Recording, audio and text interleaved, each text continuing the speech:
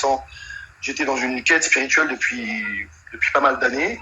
J'ai pas trouvé les réponses que j'attendais, que je voulais dans le christianisme à l'époque. J'ai essayé d'aller un peu à droite à gauche. J'étais dans un environnement social où il y avait beaucoup de musulmans. Et donc, j'ai été davantage confronté à l'islam et à ce que proposait l'islam. Et donc, quand on m'a présenté l'islam à l'époque, de manière un peu, même beaucoup édulcorée, et qu'ensuite l'islam se présentait comme la mise à jour, reprenait les dieux abrahamiques, les prophètes abrahamiques, etc., mais se présentait comme venant corriger les erreurs d'avant, etc. Bon, bref. Et puis en même temps que j'avais cet environnement social avec beaucoup de musulmans autour de moi, et aussi cette fameuse histoire des miracles scientifiques qui à l'époque m'a aussi pas mal touché. Ces vérités scientifiques du Coran sur tout un tas de choses, l'univers, les abeilles, le machin, bref, tous ces éléments-là ont fait que j'ai dit bon c'est la religion qui me parle le plus, et donc je vais me convertir. D'accord. Et regarde, j'ai deux petites questions, elles sont super simples maintenant. Est-ce que quand tu étais dans cette croyance au moment où tu étais musulman, tu y croyais dur comme fer? Est-ce que tu étais sûr de toi à ce moment-là, hein?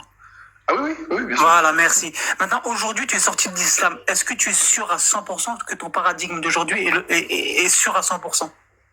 En fait, je te réponds, j'y crois dur comme fer. Est-ce que c'est la vérité à 100%? C'est pas ce que je prétends. Voilà, alors que tu l'étais dans l'islam, ou dire. Non, c'est pas ce que je t'ai dit. Tu m'as dit, est-ce que tu y croyais dur comme fer? La réponse est oui. Est-ce que c'était la vérité absolue? Ça, c'est autre chose. Moi, ce que je te dis, c'est que si j'y ai cru dur comme fer, c'est parce que je me suis laissé convaincre, et c'est de ma faute, je mets la faute sur personne d'autre que moi, par un argumentaire qui était fallacieux, que je n'ai pas questionné. J'ai pas utilisé mon esprit critique. J'aurais pu, j'avais 16, 17 ans, quand j'étais dans cette phase de reconversion, j'aurais pu utiliser l'esprit critique. Je ne l'ai pas fait, ou du moins pas suffisamment, à cette époque-là. Ce qui m'a fait sortir de l'islam de manière totale, c'est l'usage, le recours à l'esprit critique. Et c'est ce qui m'a fait dans un premier temps quitter le sunnisme, et dans un second temps quitter la croyance en un Coran divin, en un prophète envoyé par un Dieu, créateur des cieux et de la terre, etc. Parce que j'ai usé de mon esprit critique et je me suis rendu compte que si je n'avais pas de preuves, je n'avais pas de raison de croire. Et comme j'étais incapable de démontrer que ce en quoi je croyais et que je prétendais être la vérité, quand j'étais incapable de démontrer que c'était le cas, tout simplement, je me suis rendu compte, et ça a été une prise de conscience qui n'est pas forcément du tac au tac, parce qu'il y a plein de facteurs autour qui, des fois, t'empêchent un peu de passer le cap, mais quand tu prends acte vraiment que tu sais même pas pourquoi en vérité tu dis ça, fondamentalement, que tu es conscient que l'histoire des miracles scientifiques du Coran, c'est de la foutaise, qu'en vérité, il y a pas de miracle scientifique du Coran, tu franchis le pas. En tout cas, moi, c'est ce que j'ai fait. Je me suis dit, écoute, si en vérité, je sais même pas pourquoi je dis ça, j'ai aucune raison de continuer à me considérer comme musulman ou quoi qu'est-ce. En tout cas, tu vois, pas de problème, ton cheminement, je respecte, il n'y a pas de souci, mais je retiendrai qu'en réalité, tu étais bien plus solide quand tu étais musulman sur tes croyances et qu'aujourd'hui, dans ton athéisme, si je peux dire ça. Je sais pas si t'es athée ou si t'es agnostique. On est toujours plus ferme dans des croyances qu'on oui, mais l'athéisme, c'est une présente comme vérité absolue. L'athéisme, moi, je suis pas athée. Ah, t'es quoi? Je me considère plutôt comme agnostique. D'accord. Et pose-toi la question de William, s'il y a un Dieu réellement, parce que je pense que les athées, moi, j'y crois même pas qu'ils pensent qu'il y a rien. Mais vas-y, imaginons. Moi, je le pense, vas-y. Si t'arrives à reconnaître qu'il y a, franchement, les athées, moi, ça n'existe pas pour moi, l'athée. J'ai du mal à croire que tu penses qu'il y a vraiment rien, qu'il y a rien. Il n'y a aucun Dieu, ouais. C'est quelqu'un qui te dit, je vais pas croire en un Dieu tant que j'ai pas de preuves. Oui, mais William, sa preuve à lui, c'est de voir Dieu en réel. Donc pour moi, il croit. Non. Moi j'attends juste une bribe, une étincelle, un petit bout de preuve, tu vois. Oui, il faudrait qu'il y ait un oiseau qui vienne te poser juste un semblant de début de preuve. Oui, le monde dans lequel tu vis autour de toi, la création, c'est pas des preuves, ça. Non, c'est absolument pas. Il a été créé. Non. Tu te poses pas la question pourquoi le hasard il a pas mis les yeux tout en haut du corps et pas par exemple aux chevilles par exemple. Et pourquoi on a tellement de défaillances dans notre corps humain? Pourquoi est-ce que le cœur il est si bien protégé? Dis-moi. Attends, juste un truc. Pourquoi on est obligé de se le hasard, les gars. Pourquoi on est obligé de se faire circoncire si tout est bien fait? Non, mais on parle pas de la circoncision. Laisse Ah, ça. mais si, parce que t'as dit que tout était parfait pourquoi Allah, il nous a créé, pourquoi il nous a créé, tu vois, pourquoi, bah vas-y, réfute-moi, pourquoi Allah, il nous a créé avec un défaut pareil, tu vois, pourquoi on est obligé de couper le sgeg des enfants? D'accord, bah pourquoi Allah nous a créé, on doit manger? Ça n'a aucun sens que tu es en train de dire. Non, ça n'a rien à voir, Attends. Pourquoi Allah nous a pas créé? Manger, c'est... Non. Et pourquoi Allah nous a créé, on est immortel? Commence pas à tout mélanger. Pourquoi Allah, il nous a créé comme... Tu vois, tu dis que tout est parfait. Si Allah, il a créé la perfection, pourquoi on est obligé de nous retirer un membre? Pourquoi? Parce que c'est un rituel, ça n'a aucun sens. Ah, parce que c'est un rituel. Ben non, c'est un rituel. Oui, c'est un rituel. Ça n'a aucun sens que tu es en train de dire. En fait, je comprends même pas pourquoi tu dis ça. 2 secondes. En fait, on n'a même pas dit que l'humain n'a pas été créé faible. Il n'est pas dit que l'humain a été créé... voilà, il est dit que l'humain est faible dans tous les cas. Donc je sais pas de quoi vous essayez de débattre. C'est des ouf. Mais l'islam le dit ouvertement que l'humain il est faible. Il est aussi dit que la femme est créée avec une côte, je sais plus trop quoi là. On le sait déjà. On a dit qu'il est créé d'argile, etc. Une côte de travers. Voilà. Et c'est véridique. Et que le sperme il vient des côtes aussi, hein, c'est bien connu. Et aussi, attends, non mais aussi que tu vois, on a recouvert la chair d'os aussi, c'est l'islam. Oui. On a aplati la terre. Oui, il y a le Bourak qui est arrivé. C'est très cohérent tout ça. Quand tu marches sur la terre, elle est aplatie ou elle est ronde, espèce de débile? T'es bête ou quoi? Attends, moi je te pose une question. Par contre, ce que tu viens de dire là, c'est une interprétation. Le texte ne te dit pas. Vous avez l'impression qu'elle est plate. De la même manière qu'avec le c'est les savants qui l'interprètent comme ça. Oui, voilà, c'est autre chose. Donc c'est une interprétation. Mais le texte, par exemple, quand il te parle du coucher du soleil, il te dit, il a vu le soleil se coucher dans une mare de boue. Il n'a pas dit, c'est l'impression qu'a eu cette personne-là, etc. Et d'ailleurs, même quand tu vas dans le hadith, il explique... Il a aussi dit que Allah a 2 mains, et c'est pas pour autant qu'il a 2 mains humaines. Non, mais je suis d'accord, c'est pas que je te dis que c'est des interprétations. Oui, on est d'accord là-dessus, on ne dit pas que c'est pas des interprétations. En science, on appelle ça des hypothèses ad hoc, mais bon, voilà. Il a dit wajad. En tout cas, je retiens aussi, moi, de mon côté, comme Ryan retient quelque chose, je retiens que j'ai toujours pas la preuve que le Coran vient de Dieu. Moi, ce que je constate, c'est que... Mais dans ton paradigme, quoi qu'on te dira, William, tu croiras pas. En fait, c'est comme si... Non, tu sais, tu peux établir un raisonnement qui soit... qui démontre de manière... qu'on ne puisse pas contrer, qui démontre de manière irréfutable que le Coran est divin. Moi, regarde, William, on va faire un jeu, toi et moi, 2 secondes. Regarde, ça va prendre 2 secondes. Tu m'entends bien, là? Oui, je t'entends bien. On va faire un jeu rapide. Regarde, je vais pas faire le gamin avec toi, c'est te piéger, je vais y aller cash. T'as déjà fait un test ADN par rapport à toi et ta maman, par exemple? Non. Voilà, moi aussi j'en ai jamais fait, j'ai pas besoin de... si, j'en ai fait un. Si, j'en ai fait un. Si, j'en ai fait un, mais pas... Ok. Non, mais pas pour ça, mais c'était... D'accord, pas truc, pour qui comment il s'appelle, là Voilà.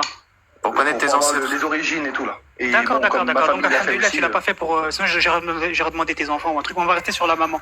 Est-ce que si moi, aujourd'hui, je te dis, est-ce que ta mère, elle est ta mère, et que tu me dis, elle est ma mère, mais dans l'absolu, je ne sais pas, je peux plus parler avec toi, parce que si tu as besoin d'un test ADN pour prouver que ta mère, elle est ta mère, je peux plus... Non, mais attends, mais pourquoi? Ça voudrait dire que moi, je remets en cause... j'ai pas fait le test, là. Il y a tout un tas d'éléments, de preuves, de témoignages... Je vais tout réfuter, William. Vas-y, dis-moi un truc, je vais tout réfuter. Dis-moi un truc, tu verras, j'ai réponse à tout. Ryan, c'est pour ça que je te dis que moi, contrairement à vous, je ne parle pas de vérité absolue. Mais si, c'est une vérité absolue, William. Tu es le fils de ta maman. Si. Alors que c'est pas moi qui vais te le dire, William, alors que je te connais pas. C'est quoi une vérité absolue? Non, mais vous n'avez toujours pas compris ce que c'était qu'une vérité absolue. Dans l'absolu, en toutes circonstances, dans l'absolu... Regarde, je vais te donner une vérité absolue. C'est par exemple, William, un jour tu vas mourir. Toi, tu me dis dans l'absolu, non, parce que peut-être qu'un jour on va découvrir l'immortalité. C'est ça dans l'absolu. Non, une vérité, c'est pas ça. Une vérité absolue, c'est une vérité qui n'a pas besoin d'être, qui n'a pas besoin d'être démontrée, qui n'a pas besoin d'être prouvée. Tu n'as pas besoin de mettre. En fait, une vérité absolue. Attends, je vais donner ma définition. Une vérité absolue, c'est ce qui est vrai, même si tu as la preuve du contraire, ça reste vrai. Exactement, c'est qui est vrai toujours, exactement. Voilà, même si tu as une preuve du contraire. Et ben William, tu seras tout donc c'est clairement débile. William, dire que le Coran est une vérité absolue. Attendez. Pour le coup, dire que le Coran est divin et que ceci est une vérité absolue, c'est débile. William, il sera toujours vrai que tu es le fils de ta maman, même si t'as pas de test ADN et que toi tu me le dis. Ça serait une vérité absolue. Non, je suis le fils de ma maman, mais toi, ce que tu mets en question, c'est est-ce que celle que je pense être ma maman est vraiment la mienne? Oui, elle l'est. Regarde, Ryan. Moi, j'en suis sûr. Si toi tu l'es pas, c'est bizarre. Non, mais on parle pas de ça, Ryan. Vas-y, il y a Minotos qui voulait parler, je crois. Minotos. Attends, juste un truc, Ryan. On parle pas de ça, là. On parle pas de je suis pas de ma mère, là. Moi, je vais... Attends, juste 2 minutes, Minatos, avant que tu interviennes. Regarde, juste un truc, Ryan. Tu dis que le fait qu'il soit le fils à sa mère, c'est une vérité absolue. Mais alors, imagine, il va faire un test ADN. Bah, je parle pas pour toi, William. On va prendre un type lambda. Il va faire une test. Il est persuadé que c'est une vérité absolue, que c'est le fils de sa mère. Et qu'est-ce qui se passe s'il fait un test ADN et qu'on se rend compte que c'est pas le fils? Ça n'aura pas été une vérité absolue. Je me serais. Donc c'est plus une vérité absolue. Non. Tu vois, donc une vérité absolue. Voilà, donc c'est pas une vérité absolue en fait, tu vois. Parce que si tu arrives à prouver le contraire... Je vais parler de William là. Si t'as écouté la conversation, je vais parler de William et précisément William. Parce que je pense qu'à William, je sais qu'il a 40 ans, je l'ai déjà entendu dire son âge. Si William a 40 ans, il vit toujours dans le truc où sa maman lui a caché qu'elle l'a adopté. Non mais attends, c'est un peu compliqué, tu vois. Attends, Ren, bon, déjà j'aime pas trop quand on commence à rentrer dans des trucs où on personnalise les débats, mais moi je t'ai jamais dit, je doute que ma mère soit ma mère, je t'ai jamais dit ça. Je t'ai dit, j'espère. Ceux qui présentent, c'est toi qui est venu en parlant de ma mère, je sais pas pourquoi, mais j'aimerais bien que ça s'arrête. Je t'ai pris un exemple. Oui, non mais bon, bref, arrêtons, parce que les exemples de ce type-là, c'est bien quand c'est court, mais quand on revient 10 fois dessus, ça peut être gonflant. Moi, je parle pas des mamans des gens, ni de la tienne, ni de la maman de personne. Mais je peux prendre ma mère en exemple, il n'y a pas de problème. Ma mère, elle est ma mère, mais j'aime pas, parce que après, bref. Tu insultes pas ma mère, il n'y a pas de problème, je veux dire. Oui, bien, on a tous une maman, il n'y a pas de souci. Je ferai jamais un truc pareil. Bien sûr. Ce que je te dis, c'est que c'est vous qui prétendez que c'est une vérité absolue. Vous prétendez que le fait que le Coran soit divin est une vérité incontestable. Donc quand on prétend que c'est une vérité incontestable, eh ben il faut en apporter les preuves. Les preuves, c'est-à-dire apporter les preuves. Les preuves, des éléments qui permettent de démontrer de manière irréfutable, sauf à rentrer dans un scepticisme dingue, et on rentre pas dans ça. Ça serait le fait de démontrer, d'apporter des éléments qui permettent de démontrer de manière irréfutable que le Coran est divin. C'est tout ce que je demande à celui qui affirme cela. Si tu m'avais dit c'est ma croyance mais j'ai pas de preuve, je peux pas le démontrer de manière irréfutable, je t'aurais dit ok. Mais si tu me dis c'est un truc qui est irréfutable, c'est incontestable, je vais demander quand même qu'on m'expose des preuves. Oui, mais ce que je n'ai pas depuis 20 ans. Et cette position que je te dis là, je la tenais même quand j'étais musulman. Bien sûr, sur la fin, hein, quand j'avais remis en question les miracles scientifiques, je faisais des débats avec des musulmans. Le sujet était, est-ce qu'on peut démontrer de manière rationnelle que le Coran vient de Dieu? Et j'ai aucune réponse à ce jour. Qu'est-ce que tu appelles démontrer de manière rationnelle? Son impact, est-ce que ça suffit? Sa préservation, est-ce que ça te suffit? C'est quoi que tu appelles de manière rationnelle? Les preuves archéologiques qui prouvent sa préservation, ça te suffit? C'est quoi une preuve rationnelle? Le fait qu'un texte soit préservé du temps, ou soit préservé de la... J'ai dit 3 choses. Attends. Préserver, impact. J'ai dit préserver, impact et la preuve archéologique qui prouve sa préservation. C'est 3 choses. T'as dit 2 fois préserver, donc ça revient à la même chose. Hein. Préserver, impact et archéologique qui prouve sa préservation, donc c'est 2 fois préserver. Donc il n'y a que 2 éléments. La préservation d'un texte, si tant est qu'elle soit avérée, ce qui n'est pas d'ailleurs le cas pour le Coran, mais ça c'est un autre sujet. Mais admettons que ce soit le cas pour le Coran, on va se projeter dans ce truc-là. Pour la datation carbone du Coran de Birmingham, elle prouve que le Coran est... Attends, j'ai pas terminé. Le fait que le Coran soit préservé, en admettant que ce soit vrai, ne démontre pas le caractère divin du texte. Alors, je vais expliquer ce que j'ai entendu, pourquoi j'ai dit 2 préservations qui sont différentes selon moi. Je t'ai parlé de préservation historique par les preuves archéologiques et je t'ai parlé de préservation actuelle par les transmissions orales et écrites, mémorisation par des millions, voire des milliards de personnes. Attends, je me permets de terminer. Et l'uniformité dans l'espace et le temps du texte, c'est-à-dire Bon, vas-y, t'as envie, vas-y. Non, mais je vais répondre sur les 2. Sur l'archéologie. Il y en a 3. Il y a l'archéologie, la préservation archéologique, la préservation actuelle, orale et écrite, et ensuite l'impact profond et durable qu'a eu le Coran aujourd'hui, dans le passé et dans les civilisations passées et actuelles. Encore aujourd'hui, regarde, on en parle. D'accord. On parle aussi de beaucoup de... On parle même de... Non, là aujourd'hui, on a parlé de quoi? Depuis que je suis là, on a parlé que du Coran. Donc moi, je parle de maintenant, on en parle. Vas-y, D'accord. à toi. Les preuves archéologiques, le fait que archéologiquement un texte soit relativement préservé, ou même préservé de manière totale, ne démontre pas qu'il est divin. Pardon, il n'y a aucun lien entre les deux. Sinon, il faut que tu établisses le lien. Parce que sinon, il faudrait dire, il est impossible. Sur les autres, parce que c'est les trois, ils sont liés en fait. J'ai dit les trois en un seul message. Laisse-moi terminer, c'est ça. Là. Mais tu le fait une chose qui n'a aucun sens. Sinon, Victor Hugo est un dieu. Mais je parle pas de Dieu, mais mec, s'il te plaît, soit tu fais des questions et les réponses et je me tais, ou soit tu... J'ai fait la question, fais la bonne réponse, s'il te plaît. Non, mais je vais faire ma réponse, t'es gentil, tu vas pas me dire ce que je dois dire aussi. D'accord? Donc je te dis, le fait qu'un texte soit préservé de manière archéologique, ce n'est pas absolument pas une preuve de son caractère divin, premièrement. Le fait qu'il soit préservé dans la transmission orale et écrite, ce qui n'est pas le cas du Coran, par ailleurs, mais ça on pourrait y revenir. Mais même si c'était le cas, ce n'est pas non plus la preuve que ce Coran est divin, c'est l'activité humaine qui a permis ça, mais pas le fait, c'est pas forcément besoin d'une intervention divine pour que ça soit comme ça. Et troisièmement, l'impact qu'a eu le texte, tu prends aujourd'hui l'hindouisme, le Veda, c'est un texte qui touche 1 milliard de personnes sur la planète et qui est une philosophie, une religion qui est bien plus ancienne que l'islam.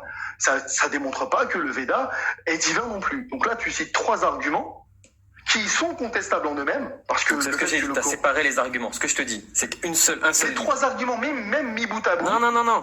Rassemble-les, c'est important. Un livre, ensemble. Préservé historiquement, preuve archéologique, préservé actuellement, à travers les écrits et les récitations, par des millions de personnes. Le fait que chacun d'entre eux... Et son impact actuel. C'est les 3 choses.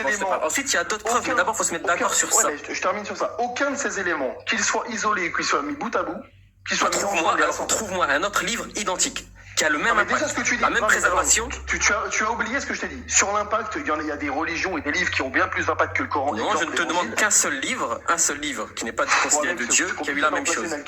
Donne-moi un exemple. T'as dit que ce n'est pas une preuve. Donne-moi un exemple, c'est-à-dire qu'il a été refait.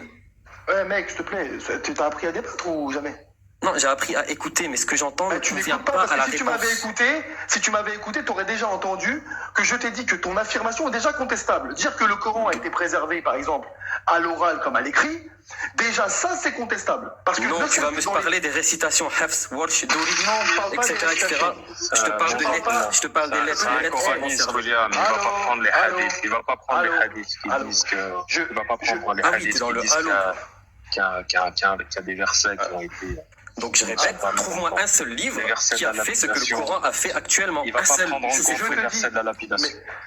C'est mon défi. Si tu réponds pas à ce défi, c'est que tu es complètement borné. Mais 2 minutes, si tu veux qu'on te réponde, t'es sérieux? Apporte-moi cette preuve. Moi, je fais comme les questions, les réponses, il blabla, tu peux pas en placer une. Mais t'as répondu, je te demande d'apporter la preuve de ta parole. Non, j'ai pas répondu déjà. Je t'ai dit, je t'ai dit déjà le fait que ton affirmation... T'énerve pas. Oh mec, bon vas-y, tais-toi, je parle plus avec toi. Bon, c'est pas grave.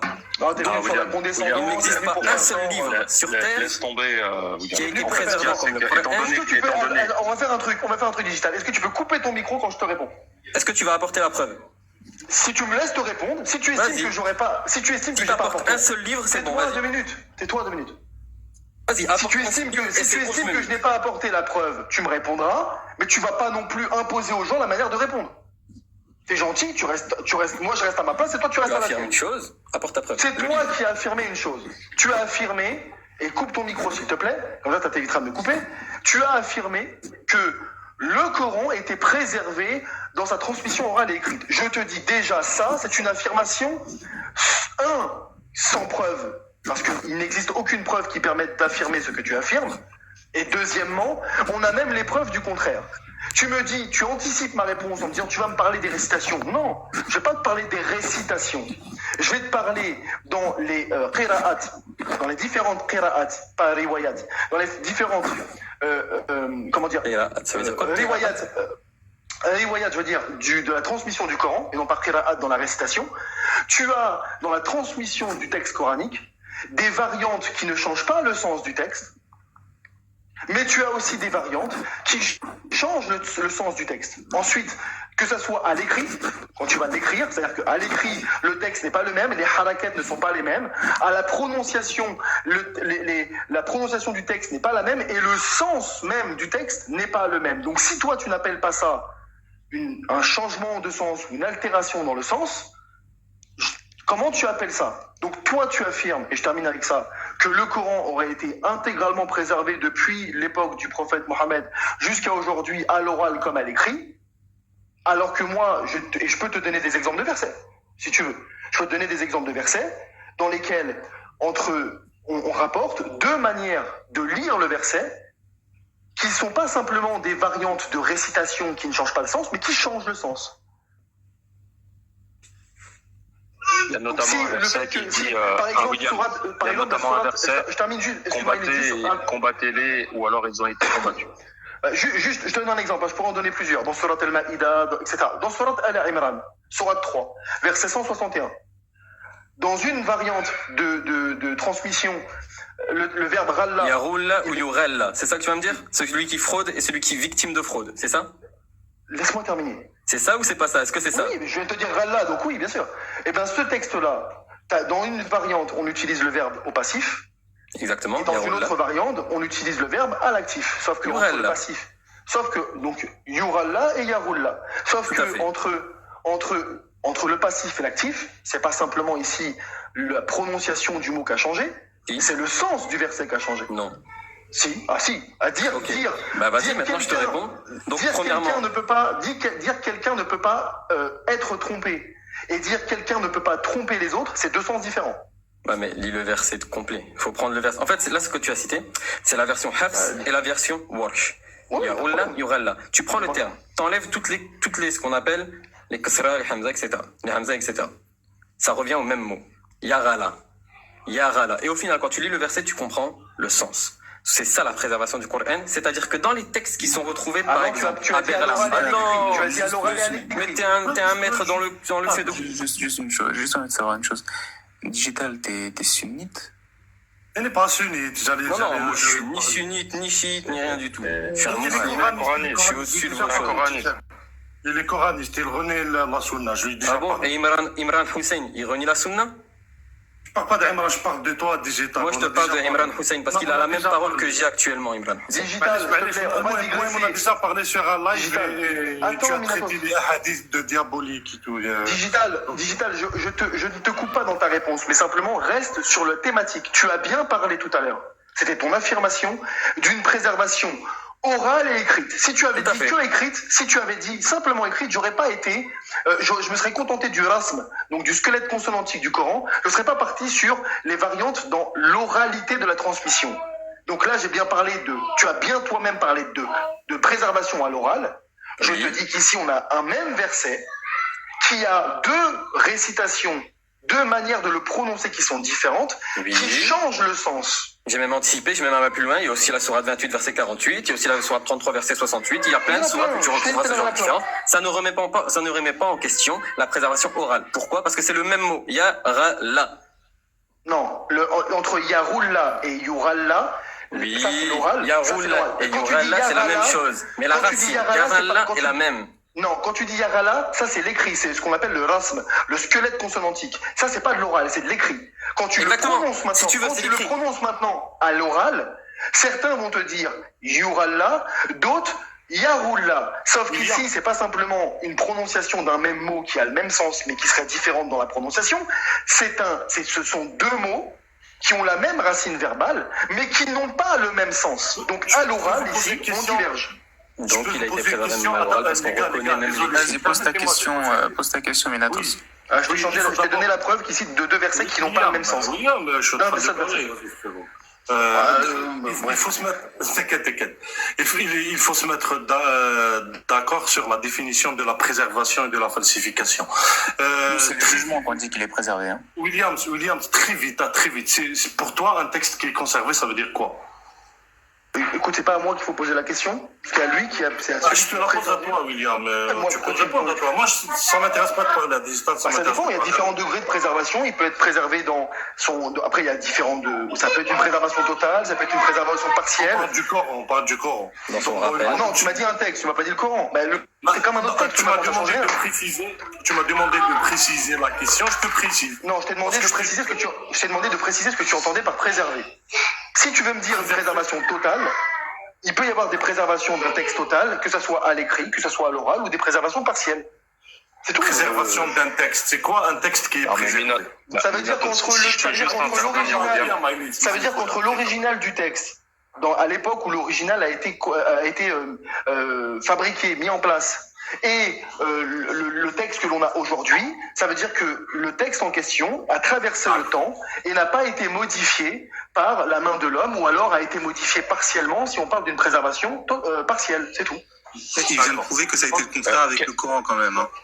Qu'est-ce qu'on fait à Minatos avec le verset, avec les versets de la lapidation? Malgré tout ce que tu dis sur moi, commence pas à couper la parole aux gens, t'as compris? Oui, Aileen, oui.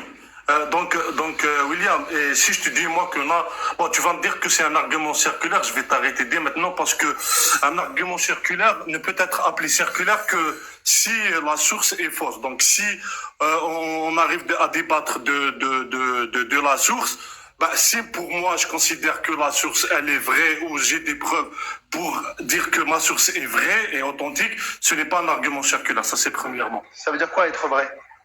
Authentique, c'est quoi une source vraie? Par exemple, quand je te parle, et attends, laisse-moi te répondre. Par exemple, je vais utiliser un hadith. Par exemple, je vais utiliser les hadiths ou un livre, on va dire Al-Bukhari ou Sahih Muslim, et je vais te dire que moi j'ai les preuves que le Bukhari a été préservé, le texte il est authentique, donc je peux l'utiliser comme tu confonds préservé et vrai. Tu me laisses pas terminer, William. Non, je vais pas terminer. Donc, voilà. Donc, si moi je te dis, parce que vous critiquez le document sunnite, si moi je te dis que on est d'accord que tu viens de terminer. Non, mais on est d'accord que tu viens de terminer sur le sens de vrai. Donc, je te réponds sur ça. Parce que là, tu pars sur autre chose. Je te dis ici, tu confonds préservation et véracité. C'est deux choses différentes. C'est pas parce qu'un texte est préservé que ce qu'il dit est vrai. Ah ouais. C'est deux choses différentes. Il ne faut pas confondre les deux. Moi, je parle des deux. Je parle des deux. Que le texte démontre qu'il est vrai. Démontre qu'il est vrai. Ok. Si tu démontres qu'il est vrai, je parlerai pas. William, attends, je te réponds sur ça. Si tu démontres que le texte dans son contenu est vrai, alors je ne parlerai pas d'argument circulaire, parce que la source dit des vérités. Ou dit la vérité. Si maintenant tu n'arrives pas à démontrer qu'il est vrai, alors c'est un argument circulaire. D'accord. C'est un autre sujet, on peut en parler par la suite, mais je vais continuer sur les récitations, parce que toi, tu te bases sur les récitations pour dire que le Coran n'a pas été préservé, et pour toi, tu poses la condition que les qira'at doivent avoir le même sens, alors que dans le sunnisme, on ne dit pas que les différentes qira'at doivent avoir le même sens. Nous, dans le sunnisme, il y a un hadith du temps du prophète qui est en rapport avec les différentes récitations d'un verset. Donc, on n'a jamais dit que deux récitations ne peuvent pas avoir un sens qui va différer, même si le contexte est le même. Ça, on n'a jamais dit. Celui qui te dira que les récitations ont tous le même sens, ça veut dire qu'il ne connaît pas l'histoire de l'islam, il ne connaît Minatos, c'est pas ce que j'ai dit. Minatos, là tu vas faire un long développement pour me reprendre sur un truc que je n'ai pas dit. Déjà, je parlais pas du Coran et de sa transmission selon le sunnisme. Je répondais à Digital, qui ne se présente pas comme sunnite, déjà, et qui lui a affirmé que le Coran avait été préservé dans sa transmission orale et écrite, sachant que je ne parle pas ici en lui répondant à un sunnite. Et il m'a dit, apporte-moi. Donc je lui ai dit, quand il m'a dit ça, je lui ai répondu que cette affirmation, même si elle était vraie, ne démontrait pas que le Coran était divin, et que cette affirmation, quoi qu'il en soit, n'était pas une affirmation qui était démontrée. Au contraire même, on avait des preuves, des traces, des éléments, plus précisément, qui nous permettait de mettre en avant le fait que dans sa transmission orale, le Coran a subi des modifications. Pourtant, je parlais ici à quelqu'un qui n'est pas sunnite.